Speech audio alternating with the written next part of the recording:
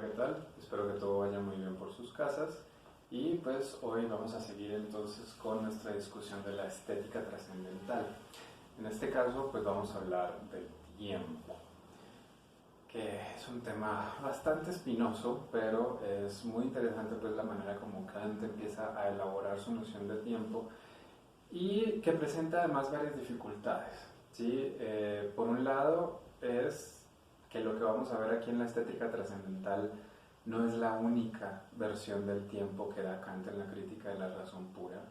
Va a aparecer otra que es muy importante en la deducción trascendental de los conceptos puros del entendimiento, que pues eso no lo vamos a leer este semestre porque es una sección bastante difícil de seguir y demás, entonces creo que eso sería mejor para otro tipo de espacios de discusión. Y también va a haber otro tipo de relaciones que Kant establezca entre el espacio y el tiempo en la primera crítica. De igual manera van a aparecer otro tipo de observaciones acerca de la naturaleza del tiempo, tanto en la segunda como en la tercera críticas. Entonces eso nos muestra que este es un concepto bastante complejo, bastante complicado. Y pues finalmente es gracias a eso que se vuelve en uno de las nociones que se van a discutir mucho posteriores a Kant, y sobre todo en el siglo XX pues se va a convertir en una de las principales fuentes de discusión y controversias. Pero bueno, no vamos a centrarnos hasta todo eso. Aquí simplemente nos vamos a quedar con las consideraciones kantianas acerca del tiempo en esta primera parte que corresponde a la estética trascendental. Lo primero entonces que podemos decir acerca del tiempo es que constituye el sentido interno, ¿no?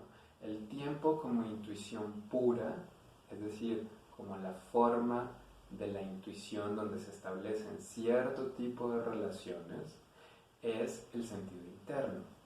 Y eso quiere decir que es el sentido por medio del cual la mente o el ánimo, el psiquismo, ¿no? Todas estas palabras que vimos en la última sesión con las cuales se suele referir a lo que sea que es lo que piensa en nosotros, en los sujetos de conocimiento. Entonces, el sentido interno es por medio del cual la mente se intuye a sí misma o a sus estados internos. Esta definición va a ser muy importante, como veremos más adelante, para entender por qué Kant dice que en últimas el tiempo es la condición de todos los fenómenos, incluidos aquellos del sentido externo, ¿sí? Entonces tiene que ver con esta cuestión de cómo se intuye a sí misma o a sus estados internos. Pero bueno, ya hablaremos de eso más adelante. Ahora, en este primer video, pues simplemente vamos a hablar de las exposiciones metafísica y trascendental. Como se pudieron haber dado cuenta, básicamente sigue la misma estructura de lo que fueron estas exposiciones en el espacio y pues no agrega mucho más a la discusión, ¿no? Entonces, en cuanto a la exposición metafísica, que recuerden, ¿no? Es aquella exposición donde lo que importa es el concepto en cuanto que es a priori. Entonces, el primer punto, ¿no? De nuevo, no es un concepto empírico extraído de la experiencia, ¿sí?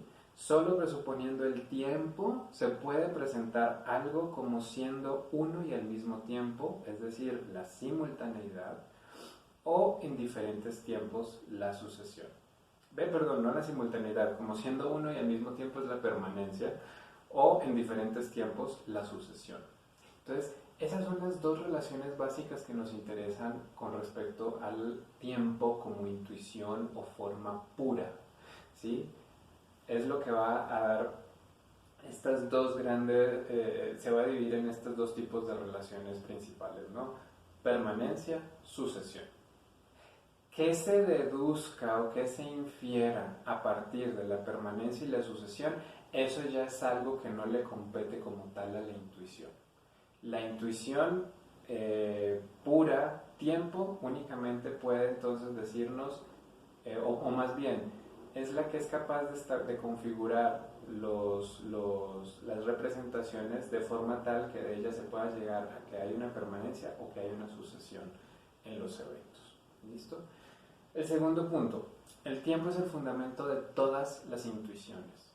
El tiempo no se puede suprimir de las representaciones y está dado a priori, ¿no? Entonces, nosotros podemos, ¿no? De nuevo como el ejercicio del espacio, podemos quitar absolutamente todo lo que hay, pero finalmente va a quedar el tiempo, porque el tiempo es la condición de posibilidad de que haya además cambio.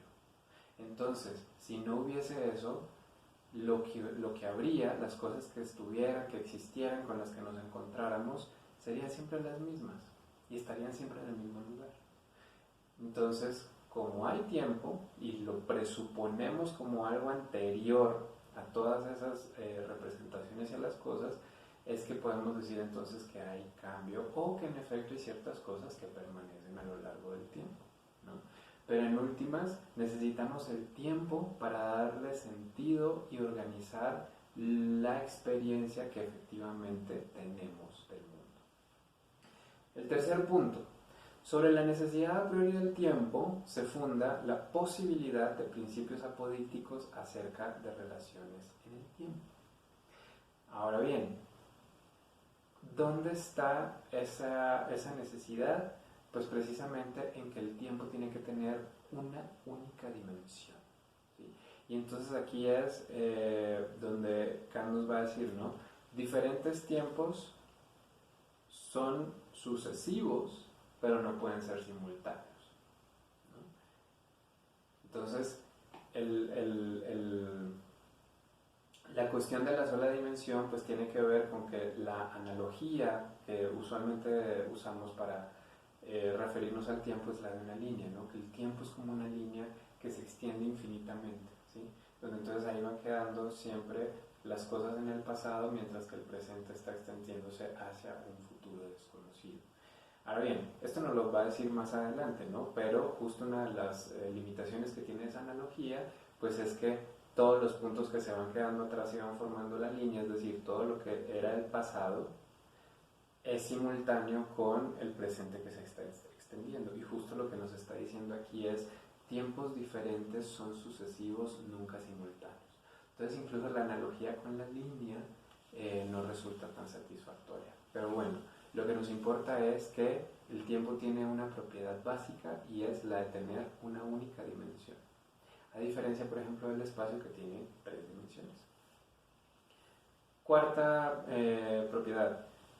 No es un concepto discursivo o universal, ¿no? Diferentes tiempos son partes del mismo tiempo, ¿no? Entonces, el tiempo, como lo vemos en sus distintas manifestaciones en la experiencia, no es lo común que tienen varias representaciones, sino que el tiempo es lo que hace posible a esas representaciones.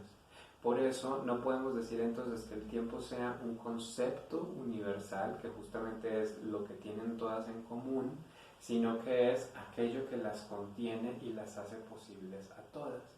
Y por eso el quinto punto, ¿no? El tiempo es infinito y las cantidades determinadas de tiempo son limitaciones de un tiempo único.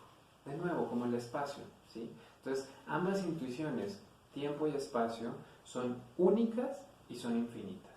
Esas son sus dos propiedades principales. Y todos los espacios o tiempos que ya podemos caracterizar como singulares, ya sea, por ejemplo, si solamente lo pensamos en términos de la geometría y el álgebra o en términos de las relaciones de la mecánica newtoniana, o en efecto el espacio y el tiempo que podemos experimentar y corroborar constantemente en nuestras percepciones del mundo son solamente delimitaciones de eso infinito que son las intuiciones, ¿sí? Bueno. Por su parte, la exposición trascendental, entonces recuerden, esta tiene que ver con la posibilidad de juicios sintéticos a priori. Entonces, en este caso, el tiempo es la condición de posibilidad del concepto de mudanza o cambio. Eso es fundamental, el cual es indispensable para comprender o hacer comprensible el concepto de movimiento. Y aquí ya Kant se está afincando en la tradición newtoniana de qué es el movimiento, ¿no? Donde movimiento es cambio de lugar o desplazamiento, que es distinto, por ejemplo, a cómo se concebía el movimiento en tradiciones previas, sobre todo de raigambre aristotélica, donde movimiento no necesariamente era cambiar de lugar, sino que movimiento también incluía, por ejemplo, el crecimiento de los seres vivos, donde ahí no necesariamente la cuestión se da en términos de cambio de lugar y posición, sino simplemente de algo que se va haciendo cada vez más grande, o que se va diferenciando y que se van distinguiendo en distintas partes, ¿sí? Pero entonces aquí Kant está entendiendo el tiempo, el movimiento únicamente como cambio de lugar. Y entonces en esa medida el tiempo es condición de posibilidad de que eso suceda, ¿no? Y eso pues es fundamental para la mecánica, porque justamente lo que hace la mecánica es estudiar el movimiento. La mecánica es la ciencia del movimiento.